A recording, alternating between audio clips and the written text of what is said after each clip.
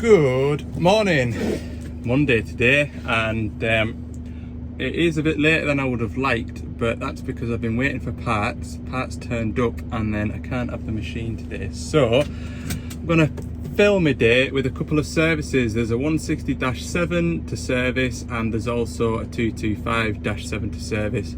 They are both up in the woods, so we'll go and get them done. That'll be best part of the day put in.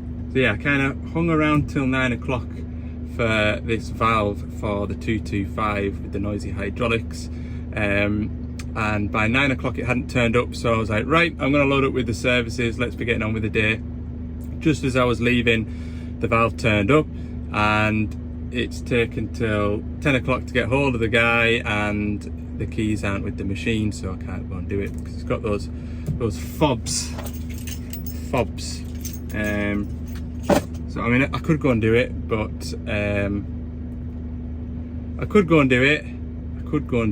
but I have to do some agricultural fettling to get the machine started and running, and it just adds 15 minutes to the start of the job and 15 minutes to the end of the job, and might as well go and do it tomorrow because there's no pushing. So we'll do that tomorrow. Let's get on with the day. We'll go for a ride up into the woods. Weather at the moment is dry. I'm sure where I'm going that'll change because it is apparently one of the wettest places in the UK. True fact. So we'll see. Either way, it'll be fine, won't it? It will. Right, I'm just warbling on. I'll see you up there, eh?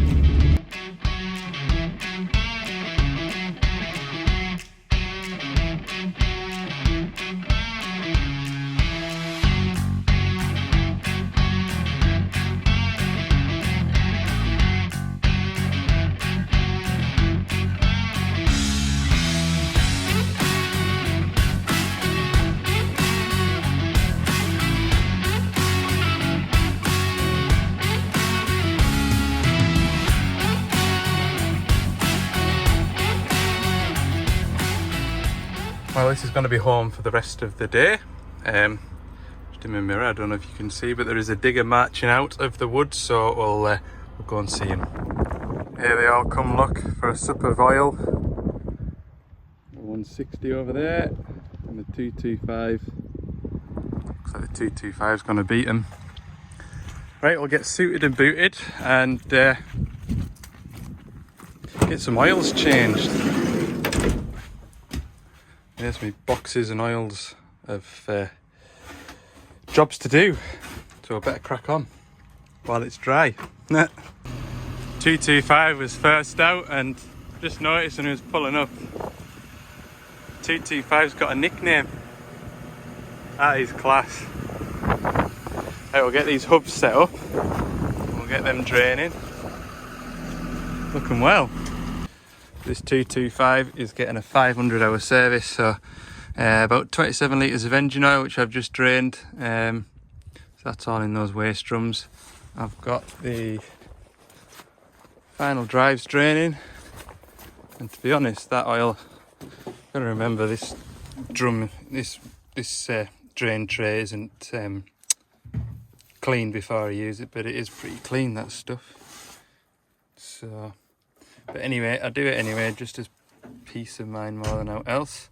And then I've got the diesel filter in here. I'm just locked at the minute, but diesel filter in there to do.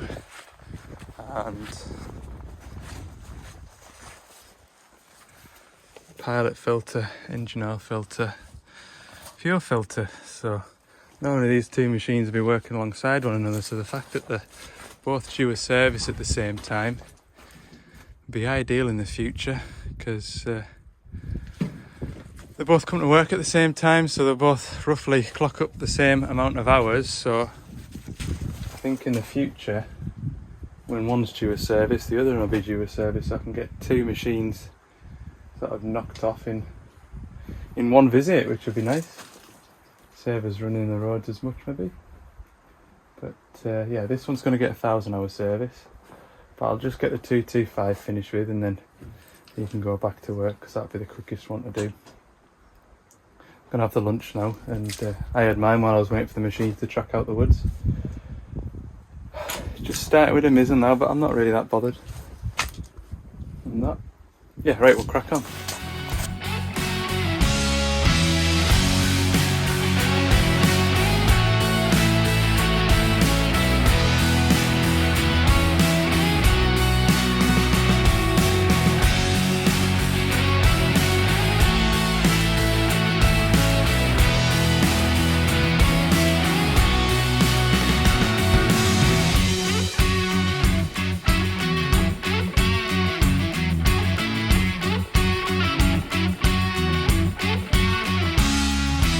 Right, progress isn't too bad. The water and fuel filter on that far side, where the hand primer is, took a lot of doing to get fuel through it. That down there. Now, these guys draw fuel out of a fuel bowser, and the fuel always goes through a fuel filter on the bowser before it comes into the machine. So normally when you're pumping away and there's no fuel coming through, you've normally got a blockage in that filter head. I thought this is strange for this sort of machine to have a blocked fuel filter head, and it wasn't blocked, but one of the flaps was just, it wasn't seating properly, so I pulled it apart and put it back together, and been alright now. But yeah, that was 20 minutes that I wasn't expecting to have to spend. Anyway, I'm just going to put my engine oil back in. I have my final drives to put in, and then there's a couple of occasions where you got a check engine light in the last 500 hours, so I'm just going to put my laptop on it and see what it was, and see if it's anything that we can preemptively do something about before it, you know, it might go into limp mode away over the brow of that hill, and it just won't be handy. So we'll just have a look and see what's been the matter with it. Put my laptop on it to see what this engine management light was, and there was nothing really. There was a short circuit to regeneration switch, which can occur if you press and hold the regen switch too long. The ECU thinks that it's short circuited. And then there was another one for an inducement code for tampering, but there was no associated codes with it, and none in the inducement failure log. So I thought I'll just have a look at this injector, because I've seen the injector fired up a bit. Did not expect. So took the injector out. That was the state of the hole there. See how it's all built up? Well, it was worse than that. I started picking away at it. But I sort of thought there's more to that than meets the eye. Well, I've taken the mixer tube off, and look at that. That's what happens when the injector starts leaking. It's almost like it's been frozen. You can see the spray pattern there, can't you? That sort of triangulated bit there. That's like the injector spray pattern. But yeah, no wonder it was puffing a bit of white smoke and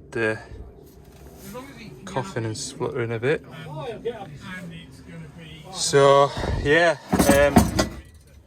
we'll get a new injector sorted for the job, and a new mixer tube as well, because inside there's like a bit of a plate and stuff that you'll really struggle to get. So I'll chip as much of that stuff out as I can. I'll put it back on the machine. We'll put the machine back to work. Like I say, if I hadn't have been told about it, I wouldn't have been any the wiser to it, and it would have yeah, gone unnoticed under the radar. So we'll pop back up to this machine later in the week. That's all that I got chipped out of it, but it's still in the middle, about here where the mixer tube bit is. It's still kind of fairly built up there, and I couldn't get out in to chip it out. To be fair, if I did try and chip it out, I'd probably damage the mixer part of it anyway. But put it back together. It'll do a couple of days work, and I'll come back middle of the week and put a new injector on it. Right, time to get on with the 160.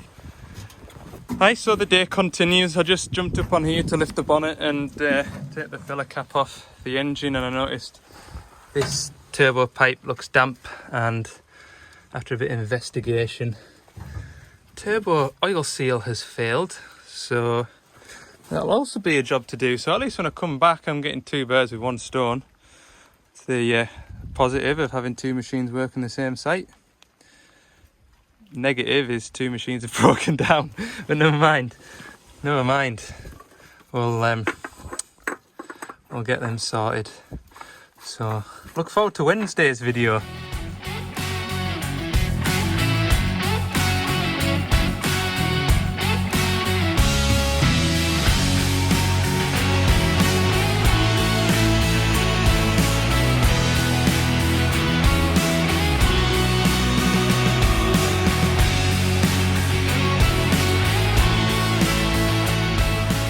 Right, that's the guts of it done then. Return filter, fuel filter, fuel filter, pilot filter, engine oil filter. Michael's just on with changing the cab filter at the moment, so just got the outer cab filter to do and engine oil to put in it, so we'll do the engine oil next. Just, what was it now on these new ones? About 12 litres, I think. I've got an which one's that? That's a waste, that's a waste. That one's a waste. This one, it's got the dregs of what was left after that T25, which is hardly worth taking all the way up on top of the bonnet. So I'll grab a full one, and then what's left in the full one, I'll pour that into there. Just less effort then, isn't it? Right. I need this special filler for these engines, if I remember rightly. Got one of these flexi doodahs.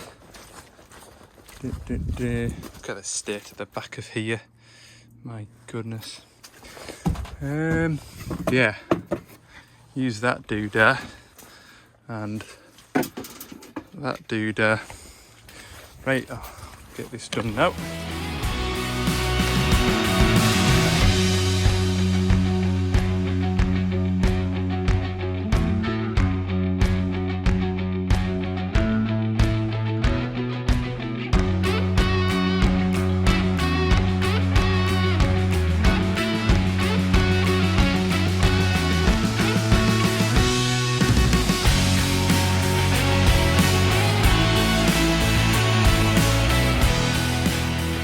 Best part of the day now. It's sun's nearly coming out, and it's not too bad, but it is still trying to rain. But yeah, I reckon it'll be getting on towards 3 o'clock-ish now, I reckon, because I'm starting to get hungry again. But I did have an early lunch just while I was waiting for these machines to track out. But yeah, progress is good. Engine oil done. Michael's just finishing the cab filter, and we'll get it run up and check pressures, levels, all that good stuff. Yeah, job will be a good one. Right, I'll catch you back in the van in 5 minutes. Yeah, the last couple of days' work has really, what a mess. What a mess. You do forget how clarty it gets in the winter time. Look at all that trailing about I've been doing.